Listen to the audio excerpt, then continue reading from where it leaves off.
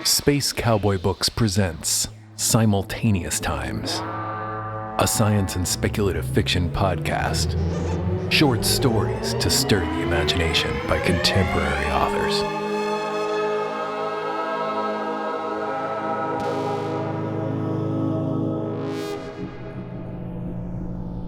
The Seeds of Foundation by Pedro Iniguez, with music by Patrick Earn, read by Jean-Paul Garnier.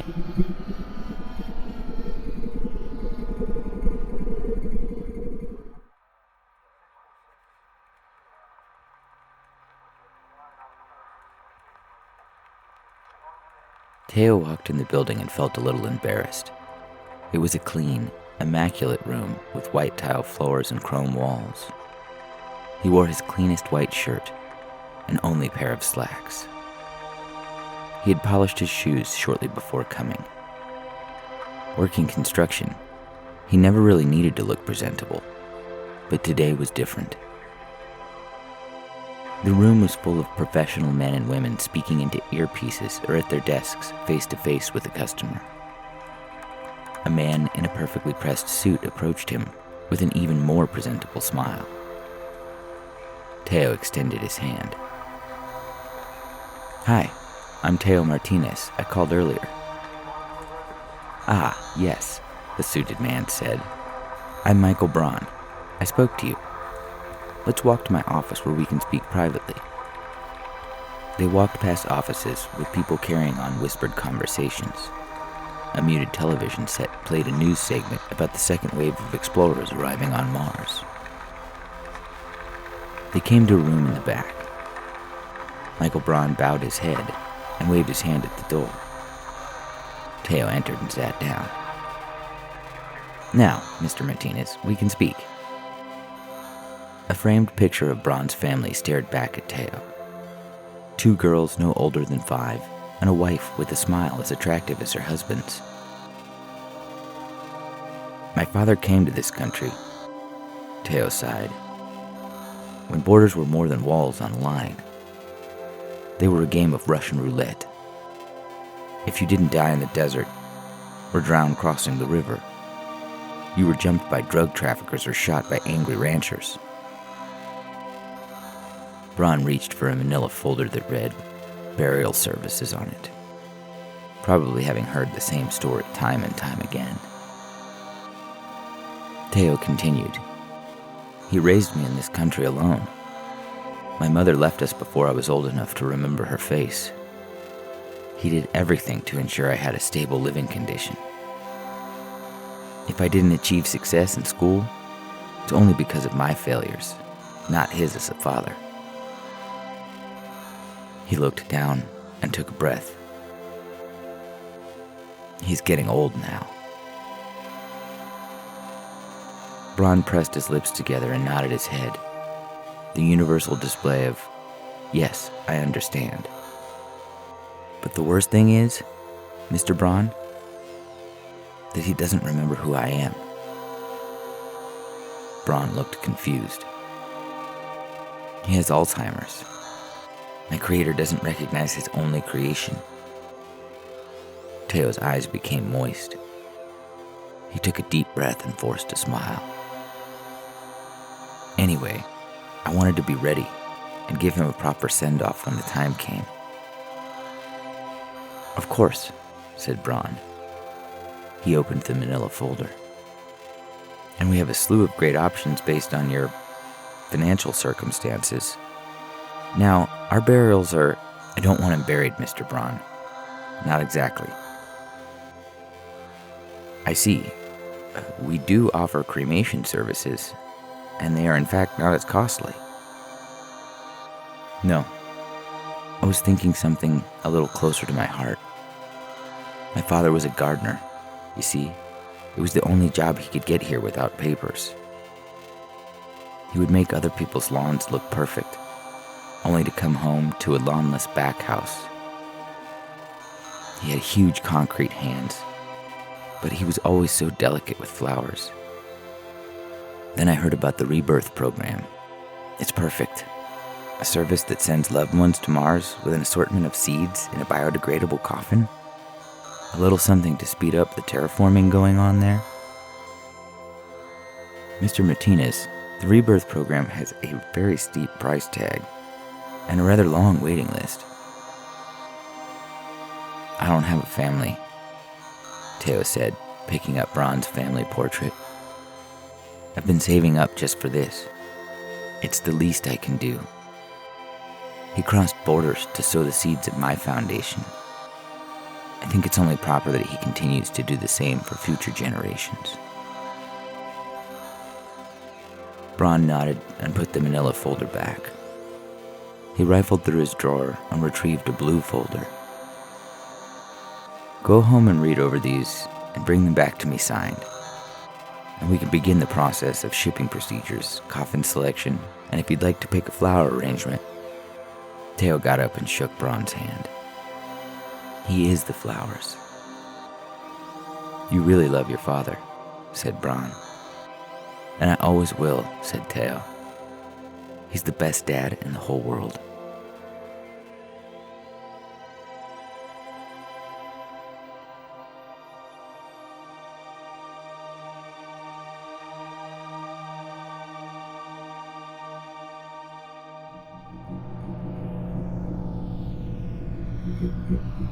The Man Who Spoke by Tobias S. Buckell, with music by Fog Machine, read by Jean-Paul Garnier.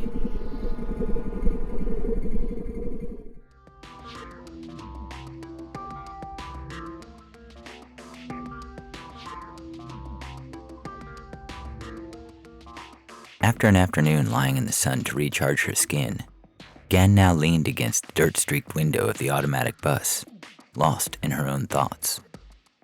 She'd been daydreaming about She-Stan, and mainly trying to ignore the screaming pain of cramped, abused muscles from last night's performance. The bus was on its way back to their Lord home after Gan had been on tour with the troupe for many weeks. She was thinking about what it would be like to lie next to him in the sun again after so long. She was jolted out of her lulling dreaming by words. She turned in shock as she heard someone behind her once again speak real, actual words out loud in a foreign language. Who was it? Luminoids in their seats stirred, as shocked as Gan as the voice continued to speak, seeming to change the language it spoke. Tress stood up, his eyes narrowed.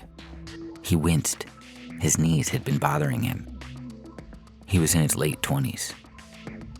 Gan knew Tress was close to the end of his performing life. The troupe had been reconfiguring their routines as best they could to compensate, trying to carry him along with them. Because once he was retired, he would end up on some lord's property to stand on a pedestal in the corner of some lord's dusty room as a living sculpture and no more. And when Tress's muscles failed further, the lords would inject him with a fossilizing agent. They preferred light sculptures, as they could gracefully reconfigure. But once a luminoid began to fail to hold a pose, the lords would lock their joints into place. Gan always tried to avoid the eyes of luminoids along hallways in the lords' houses or halls. Some of them had been there her whole life, picking up sun from the windows and then glowing weakly late into the night. Can anyone here fucking understand me? The voice asked from the back of the bus. No one responded. It was a trap, of course. Gan's tongue had been cut out when she was 3. Signing was forbidden. The lords, of course, liked to give verbal instructions, so most luminoids had ears. But those often would be punctured if a luminoid ever passed on a secret. It was easy enough for a caretaker to show a luminoid where to stand. This was a test, Gan thought to herself. Passing it would end in torture, death, or maiming. Do you know there is a war happening? Gan stood up to get a better look at the voice, despite herself. In the dying light coming through the bus's dirty windows, she could see a tall man with hair that had locked up, like an oxman's fur who'd been gone out long in the fields. He was thick, muscled like an oxman as well, but clearly a standard human. He looked like a caretaker, or an overly muscled steward, a luminoid without the green, glowing skin. Their eyes met, and his glinted in the light, as if there was polished metal buried beneath the dark pupils. The luminoids around him turned also, and the green glow from their skin lit up the man's face, casting odd shadows across his face.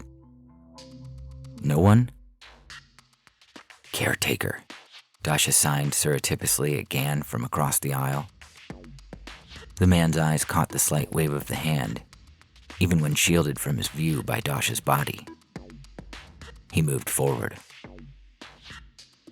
Gan teared up. Dasha was an amazing performer, a friend and confidant. She had gotten too lax, too comfortable playing in the troupe in the capital. They stared at each other, Dasha with horror growing on her face as the man stepped between them. An oxman's weight, Gan thought. Now that he stood within grasp, she could see that his forearms, under the sleeves of his long gray coat, were brown. And though Dasha had asked if this was a caretaker, Gan saw no metal fist on the man's hand. The caretakers fitted luminoids with them for punishment and correction. You sign, the man said. I saw it. Dasha slid down from her seat onto her knees, weeping. She held her hands into the air and closed her eyes. Gan tapped the massive man on the back of his elbow. I sign. She flicked the shapes emphatically at the man. Only the troupe was supposed to be in the bus. 15 luminoids, the greatest performer in all Shiaka's holdings, on loan for the Lord's Hall in the capital. For 10 weeks, Gan had stood on stage and waited for the lights to fall, waited for the audience of lords to fade away from her sight. The greatest moment of joy for her, that when their feathers and wide eyes disappeared behind the blanket of darkness. Then Gan could pretend she was alone with only the troupe by her side as she slowly slipped free of her linens in synchrony with everyone else. Their bodies, free of coverings, would glow bioluminescent in the dark as they had been bred to do. It was a tiny moment of freedom. A freedom she rarely found in the hot and acrid practice tents of Skyaka, trying to move through alien motions and dances a caretaker sketched in the sand. Or when she would stand before the lords, keeping herself frozen into a position on a pedestal in the garden as the long night slipped by. I sign, Gan repeated. Dasha was young. She had a life in front of her. A life in the troupe that would be easier than pedestal standing on some lord's hold far from the city. Dasha belonged where she could spend a few hours of every day passing among other luminoids here at the capital, gossiping under the eaves of human storefronts, flirting with wide-eyed oxmen, or even taking a steward to bed. She-Stan would understand if Gan came back unable to sign. They could still lay down next to each other in the sun, and more. There were many things that didn't require words, whether signed or spoken.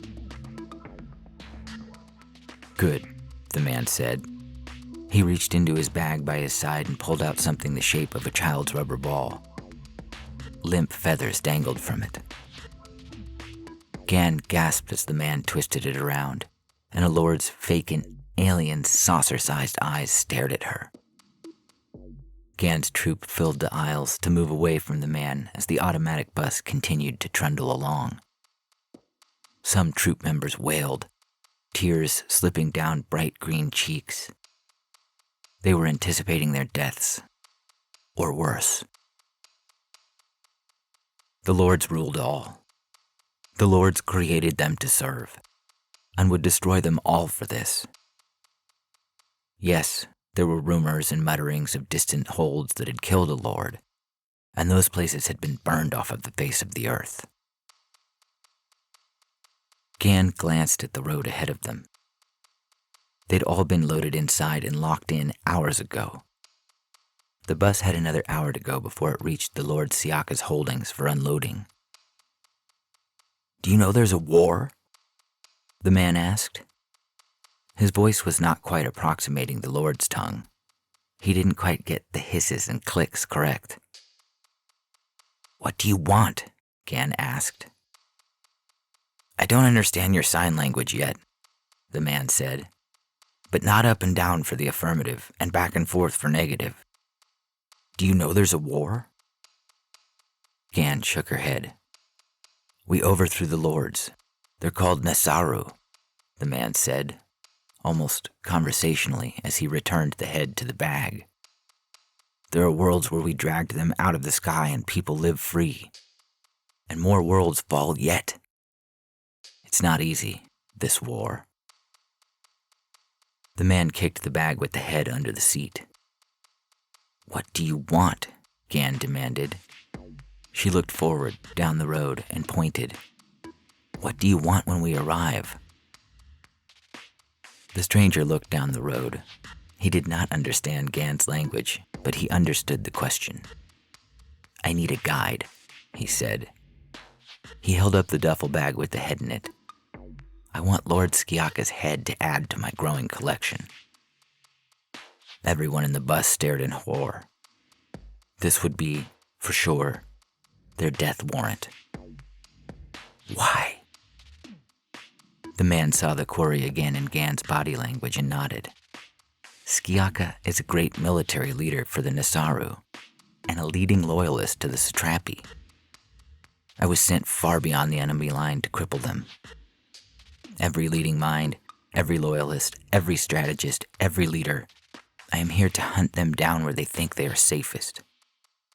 When I'm finished, they will jump when the shadows shift, tremble when they approach their own thresholds, and struggle to even close their eyes for sleep." A shiver ran down Gan's spine, a wave of excitement mixed with hope and utter fear. "They will destroy us all," she signed, with utter certainty. "Will you help me?"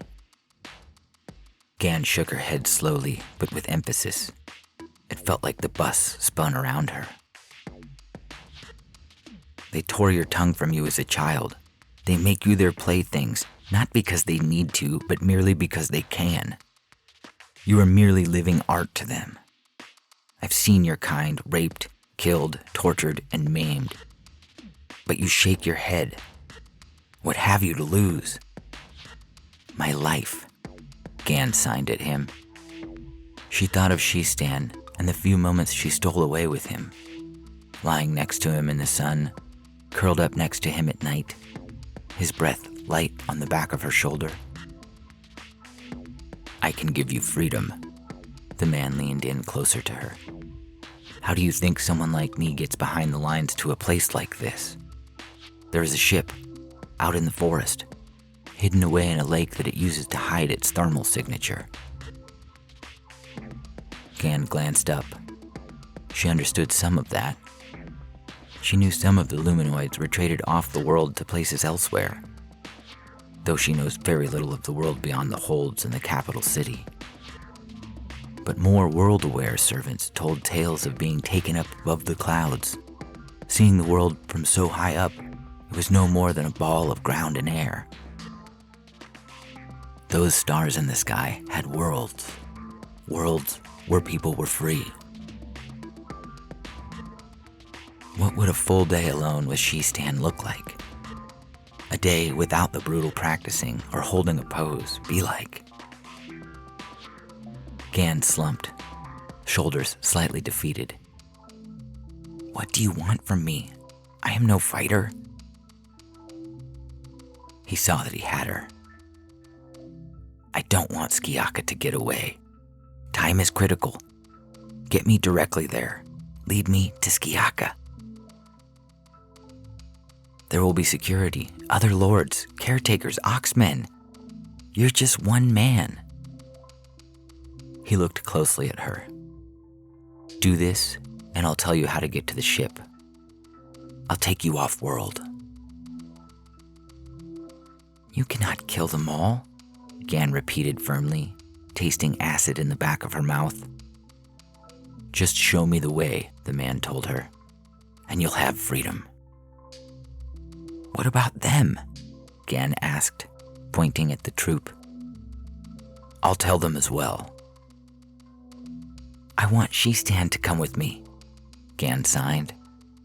He frowned and cocked his head. Gan drew her 2 index fingers together. You have someone else in there you need to save? Gan nodded. Lead me to Skiaka, and as many people as can fit in this bus can go, but that is all. Gan must have given him a look, because he nodded sadly. It will be months, maybe years before we can take this planet. But know this, the more damage I do, the more we cripple them from this far, the faster the war will be. The sooner all this will fall. I will do it for She-Stan. Gan's breathing came faster and faster. He pulled out a long machete from his bag and handed it to her. I'm not a fighter. Gan shook her head, but she wrapped her fingers around the smoothed handle. The man stepped away from her and regarded the troop. He held up the bag with the Lord's head in it, knowing full well everyone had seen what was inside when he had shown it to Gan. I am called Pepper, he announced, his name being something only a human would pronounce, it being free of clicks and hisses. I am here to kill the Lord of your hold, and then many more after. Stay in this bus, and I will return and give you safety. Warn anyone or oppose me, and I will kill you without hesitation. They are luminoids, Gan signed, as much to them as to Pepper. They speak no secrets. When she had been a child, Gan had once visited the slaughterhouse on the edge of the hold during the meat season. One of her mothers had taken her, and Gan stood in the windows and watched as the oxmen killed the trapped animals, one by one. Slaughter, she thought, running behind the man who called himself Pepper. It was slaughter that she had witnessed just now. The caretaker who had unloaded the bus had stared at the large man for a brief second, not understanding how some stranger not on the manifest had appeared. In the second he raised his hand with the metal fist, Pepper stepped forward casually and hit him in the face, which then just disappeared. The body, neck pulsing blood from it, dropped to the side. Pepper had shook brain and skull from his fingers, looked back at Gan, and asked, "Where?"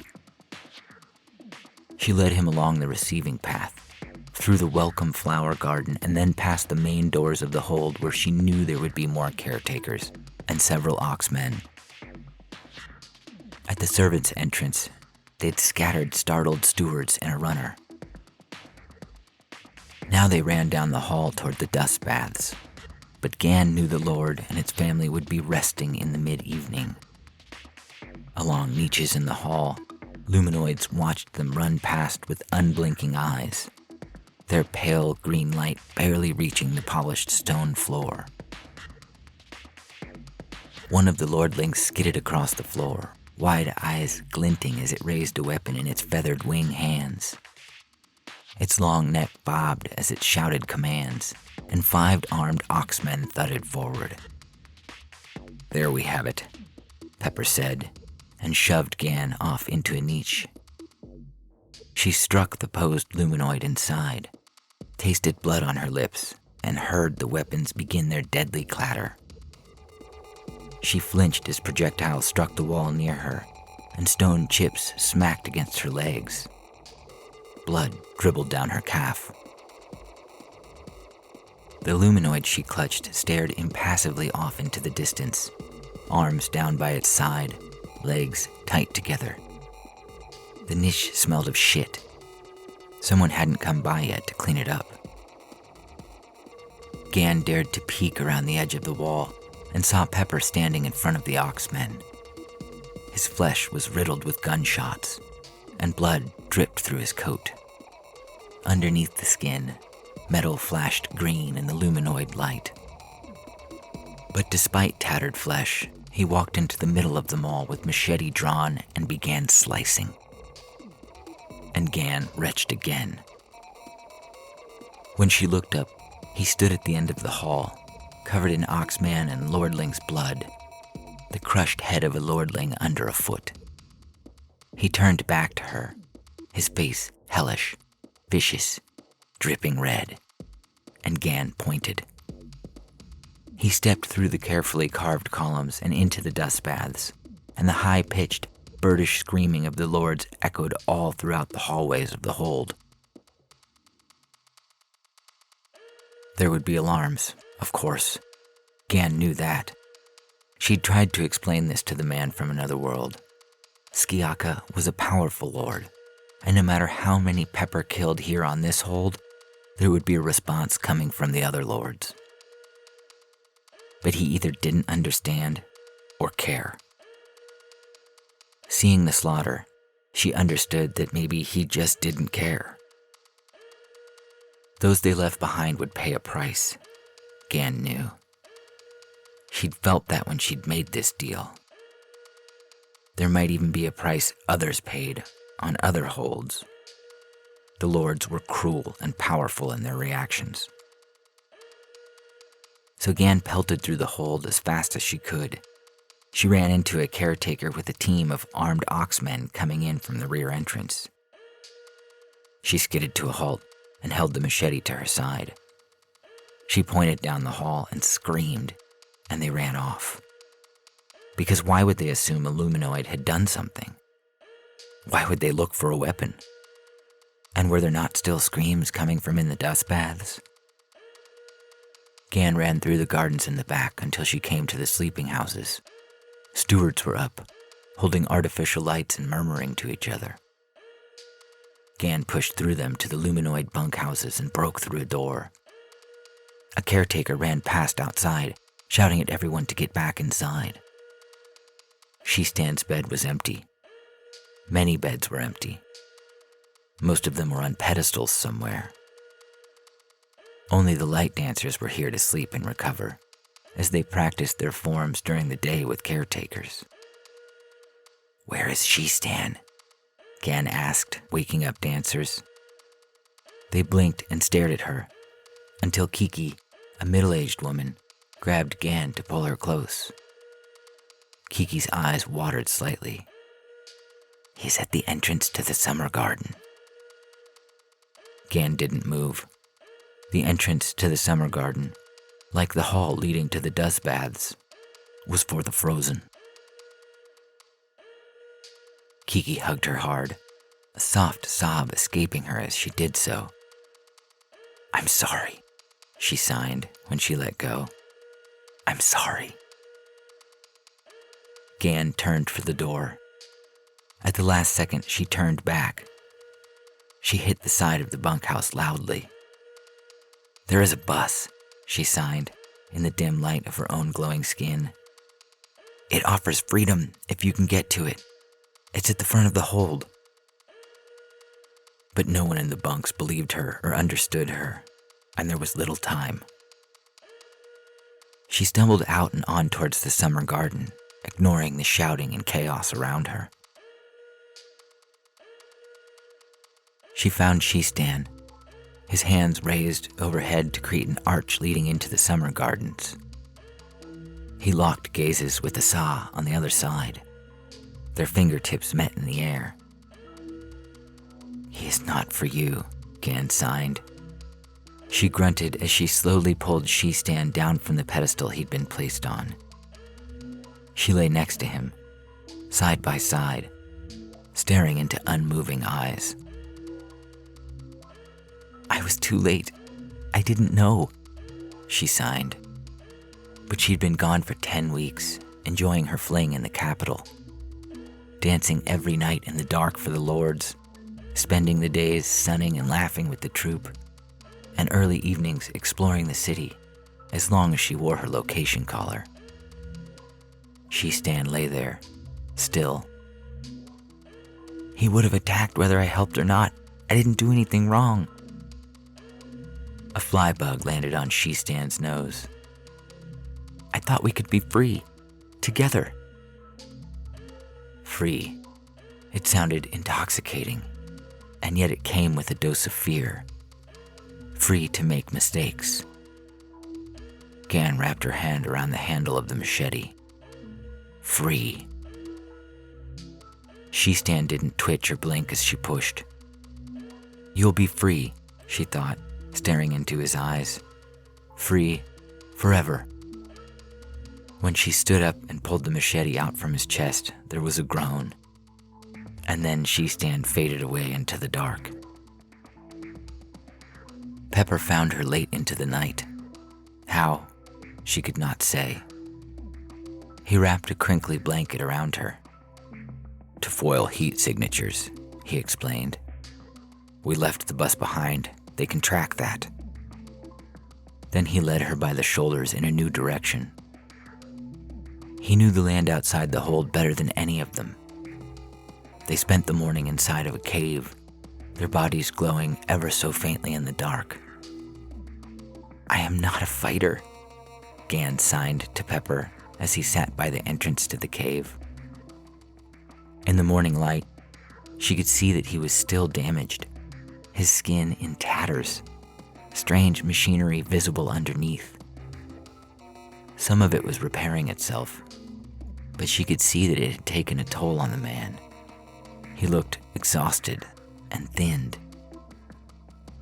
It isn't too far, he said. 3 days walking, then you'll be safe.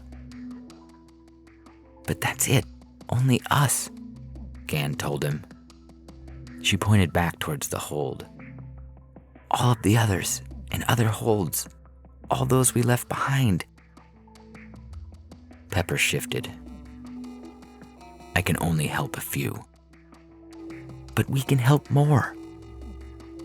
He didn't understand her. She kept signing until he closed his eyes and she was forced to give up. They woke up and walked at night. Members of the troop and a few other luminoids that had joined them. As they moved at night, they kept themselves wrapped carefully in those strange blankets. They rested during the day, and Gan would keep trying to sign. By the time they would reach the lake, she would make him understand. She was not a fighter, but she was not going to leave this world. This killer might have come to cut down the greatest of the lords, but there was more they could build here, in secret and in silence. If there is a war, she signed, then you will want more like me, more to spread out, find things out, pass them back. You need a guide. We need to be ready. They could make things happen faster. I want to live to see everyone free and never feel shame for trying to leave myself. And the man who spoke smiled at her. You aren't leaving, are you? Gan smiled back and shook her head. No. My ship will let us communicate more about this. But I chose well back on that bus. You are a fighter. Gan shook her head again and smiled wider.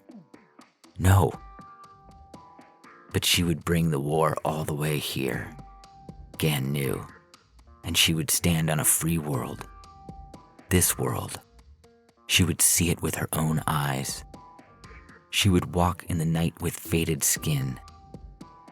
She would choose wherever she would walk from this moment on.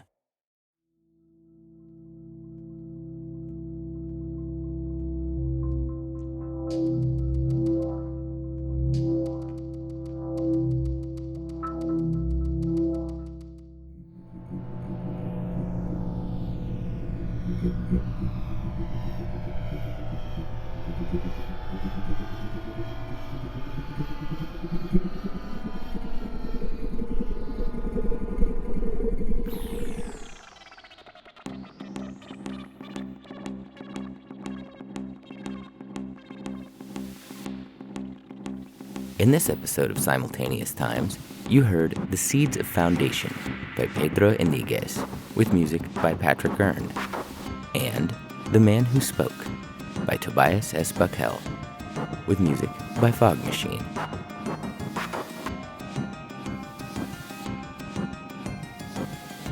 Theme music by Dane Luscombe.